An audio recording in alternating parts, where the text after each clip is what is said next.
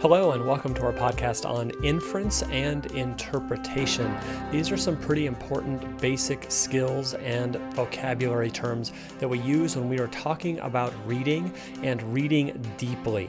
So let's go ahead and see what we're talking about. So to begin, we always want readers in school to be active readers and not passive readers. And I know as a reader myself, I have done passive reading. And passive reading is when we're moving our eyes over the page, we're just mindlessly turning pages, we're not thinking, we're not engaging in the text.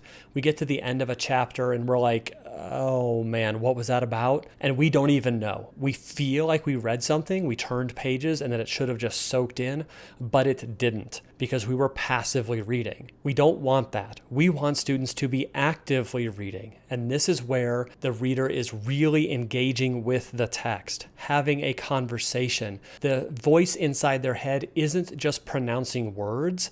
It is pronouncing words, but it is also drawing connections, looking for literary terms, thinking about the lesson or the theme that this text is teaching.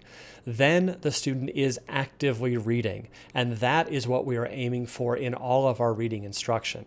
Because if we are actively reading, we are more likely to be able to make inferences and interpretations, the things we're talking about here. So if we are actively reading, we should be reading at two levels. And so we will use an outdoor activity metaphor to kind of connect these dots. One is that we should be reading at the literal or the surface level. And this is like snorkeling when we go to the ocean or to a lake or something, where we are just skimming the surface of the water. But we also want students to be reading at that interpretive level. And this is where readers need to go deeper.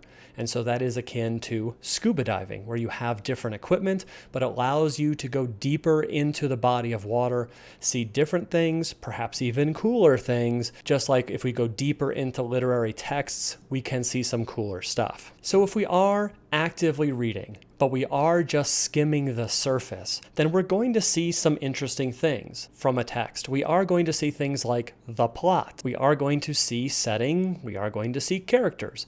Those characters are going to do something.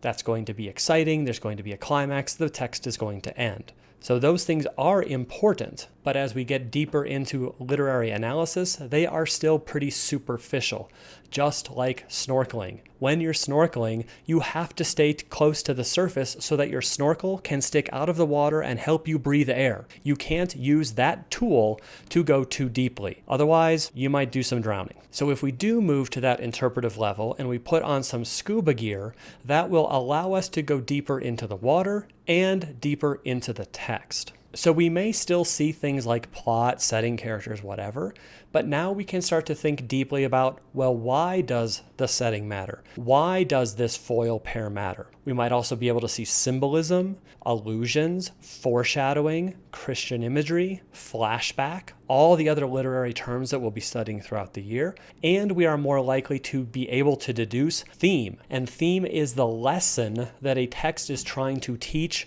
the people who are reading it. Not just about that one text, but a lesson about all of humanity. And texts don't just come out and say it. Readers have to put pieces together to learn it. And if we are passively reading, there's no way we're going to get that. But if we are actively reading, and we are actively reading at a deep, interpretive scuba level, we have a better chance of being able to really immerse ourselves in those texts. So think about this. We already live at an interpretive level. We are always trying to connect the dots of our lives. So for example, you're walking down the hallway in school, somebody looks at you, you make eye contact with them, it's a friend, you expect them to light up when they see you, but for some reason they look away. And so you connect all these dots and start thinking, well, why did they look away? You don't know for sure because the person did not announce, I am looking away from you because of whatever reason. So you, as the viewer in this case, start to make interpretations. Well, maybe they looked away from me because they were embarrassed to be seen with me. Maybe they looked away because they just didn't even see me. Our eyes didn't connect.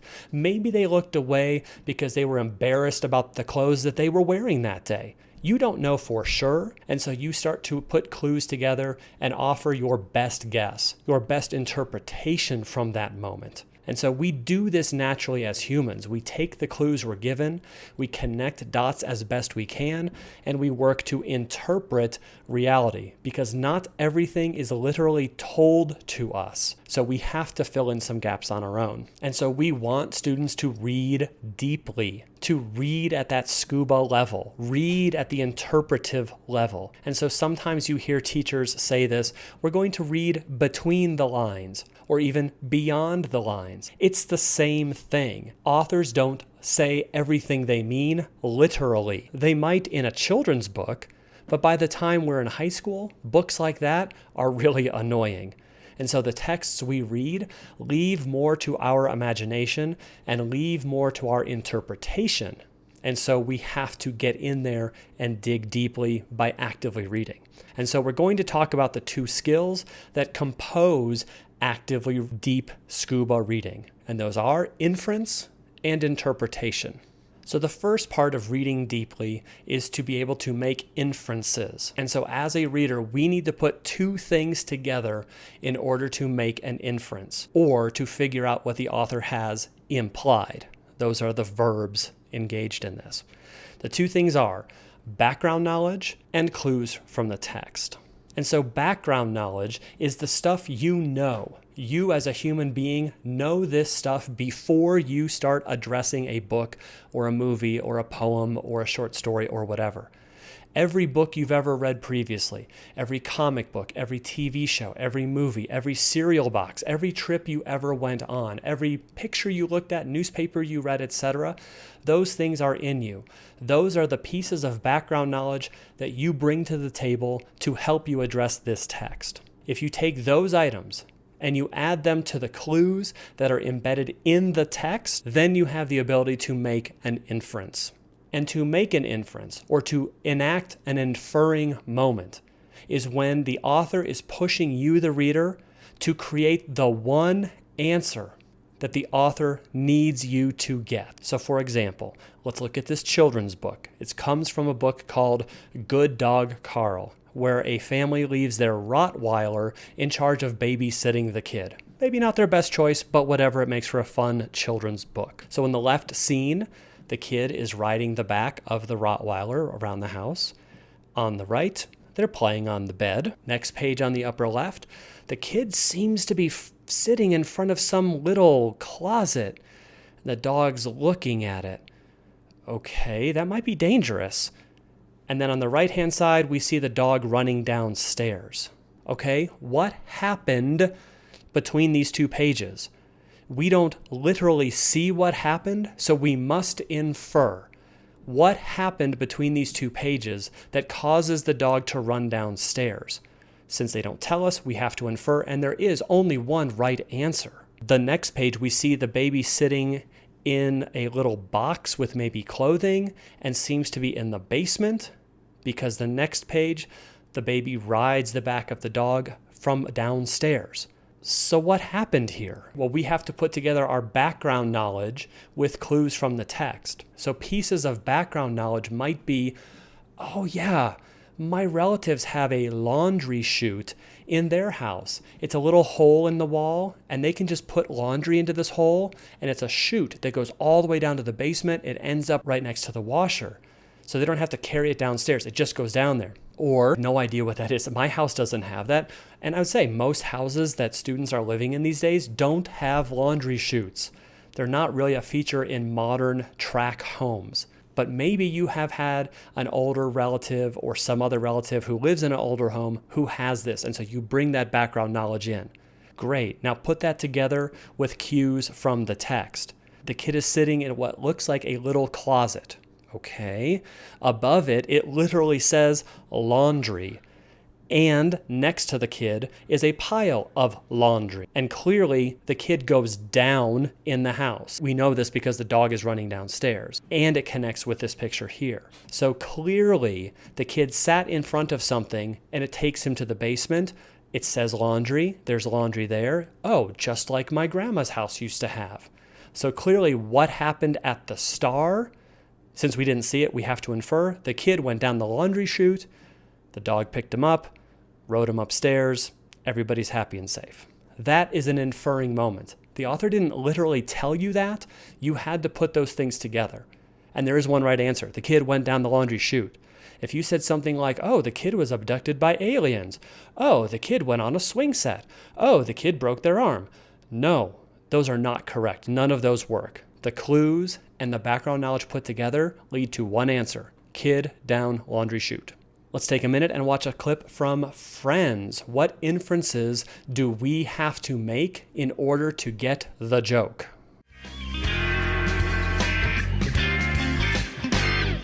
No.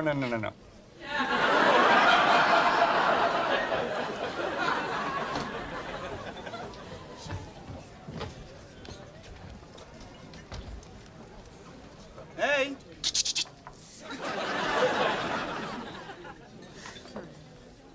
Anyway, I should go. Okay. Hey, sweetie. Hi, sweetie. Mwah. So what was with all the whispering? I can't tell you. It's a secret. Secret? Married people aren't supposed to have secrets between one another. We have too much love and respect for one another. Aww. But still no. No, I'm serious. We should tell each other everything. I do not have any secrets from you. Really? Okay, so why don't you tell me what happened to Ross junior year at Disneyland? Oh, no, I can't do that. If you tell me, I'll tell you what Phoebe said. Okay. Okay. So, Ross and I are going to Disneyland, and we stop at this restaurant for tacos. And when I say restaurant, I mean a guy, a hibachi, and the trunk of his car. So Ross has about 10 tacos, and anyway, we're on Space Mountain, and Ross starts to feel a little iffy. Oh, my God. He threw up? No, he visited a town a little south of throw up. So as we move into text examples, we see one from the book Lord of the Flies. And so here, boys have been shipwrecked on a deserted island. They are middle school age kids. They are all on their own, no adults. They're very upset. They're freaking out. They're trying to figure out what to do. And one character, Piggy, says, "They're all dead. And this is an island. Nobody don't know we're here. Your dad don't know. Nobody don't know." And then the narration says, his lips quivered and the spectacles were dimmed with mist. The author doesn't tell us exactly what Piggy is doing, but we have to make an inference. And so, based on the cues of the text, that the kids are upset, they've been abandoned, they're struggling to figure out what to do, and our own background knowledge that when we are very upset or frustrated, we might cry. And so if we put those two things together, we can see what the author is putting out there for us. Piggy is crying. He's upset, he's nervous, he's despondent, and his spectacles are filling with mist. Okay, mist is liquid from the eyes. He's crying. Okay, we can't get, oh, he's singing with joy. He's very excited. No, that doesn't fit the background knowledge of being sad for us, the reader, and it doesn't fit the cues from the text. So you put those two things together, you have to get to the one right answer. Piggy was crying. The author never says crying, but that's what he wants us to get. Now, a related mental exercise we have to do when reading deeply is we have to offer interpretations of texts. So what do we need for interpretations?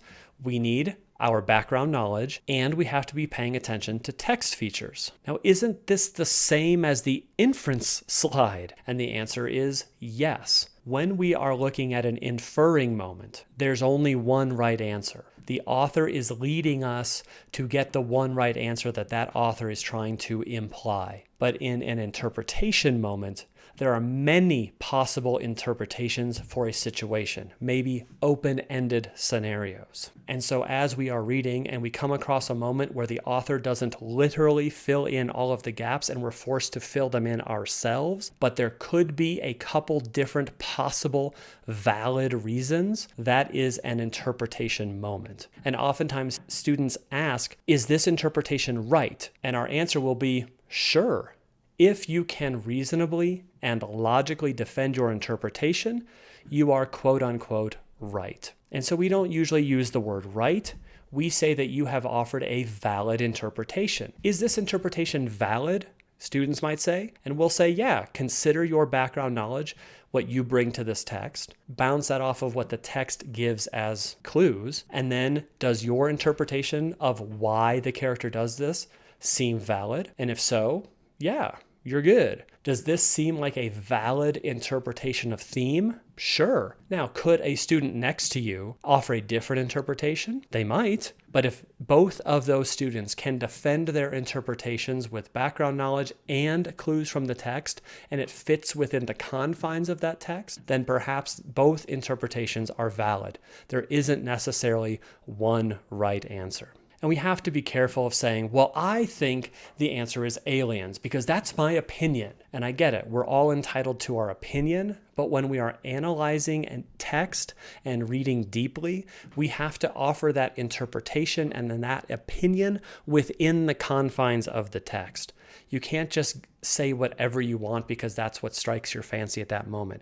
It has to be bound within the confines of the text as a whole. So for example, if we have a picture like this where some author has chosen to meld these two photos, we can say, well, what is the author trying to say through this? I don't know if there's necessarily only one right answer here. So we might have to interpret this photo collage. On the left, we have what seems like a military person searching somebody in a war-torn area.